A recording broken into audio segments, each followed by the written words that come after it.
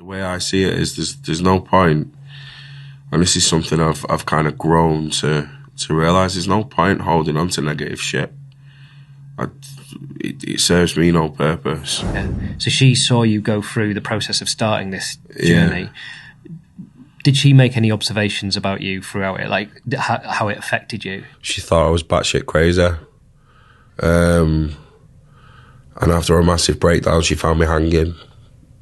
To look at that and you look at the overall trauma reenactment thing, I didn't see how well it was making me. Like a train stopping and it all backing up.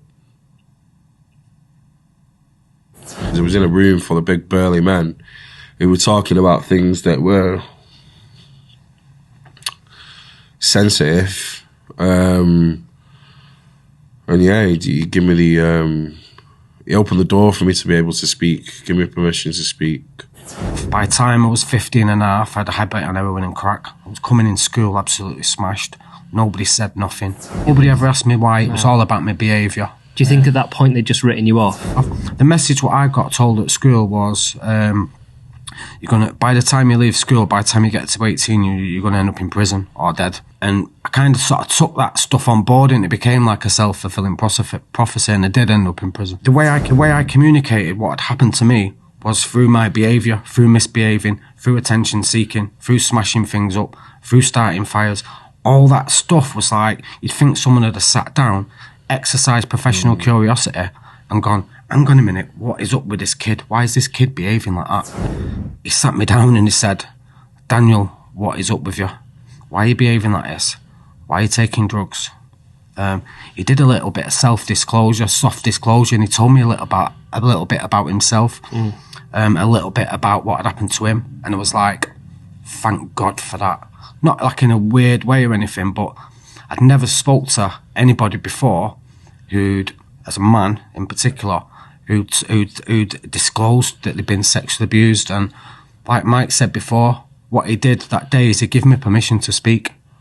And he like sort of gave me the words and he gave me the confidence and the courage, and I made a promise that day that I would do that for other people. Why couldn't you get away from him? The thing is, it was scarier for me to leave and go out into that big wide world than it was to stay with him. I knew what was happening. I knew I was getting sexually abused. I knew when it was happening. If I went out there to no one on the streets or whatever, nowhere to live, I didn't know what was going to flipping happen. I stayed with him until, thankfully for me, I got arrested and sent to prison.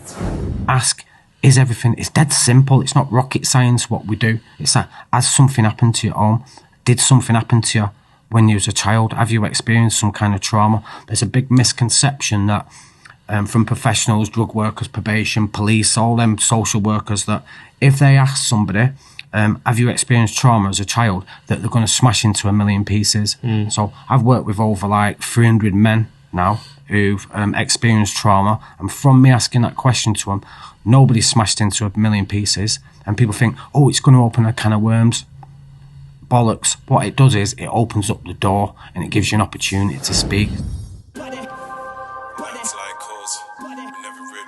Lads like us. You said there's no hope for lads like us. Now it's Creative Club and lads like us. From a baby, our behaviours are based on our experience, and environments create our exteriors.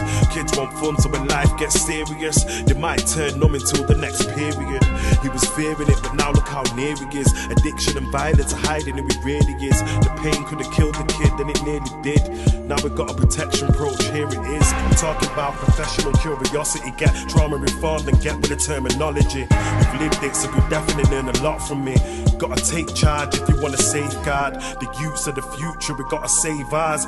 Little warriors are fighting with brave hearts like Danny and Mike. I could have actually cried when I heard the story, but it changed when someone asked why. Before you label me the bad guy, ask why. You don't have to judge or chastise, ask why. What's happened in a young man's life, and you might find that he's holding on to that time. That's why.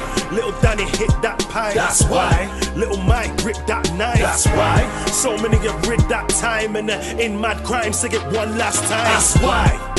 Did he have a good upbringing? Or was he told by the mum that they look minging? Stepdad's just come in from the pub drinking. I'll give you something to cry about, shut up whinging. How many heads have heard that? I got a good inkling. And those are things that I come up with just thinking. Getting bullied at school because it was stinking. PTSD's a lifetime subscription. Hypervigilance, shattered innocence from aces. Vulnerability, masked with villainous faces. System failed us cause it's makeshift. Matrix interfered with our cognitive behaviors. Abuse, neglect. Didn't put the kid first, so they choose regret.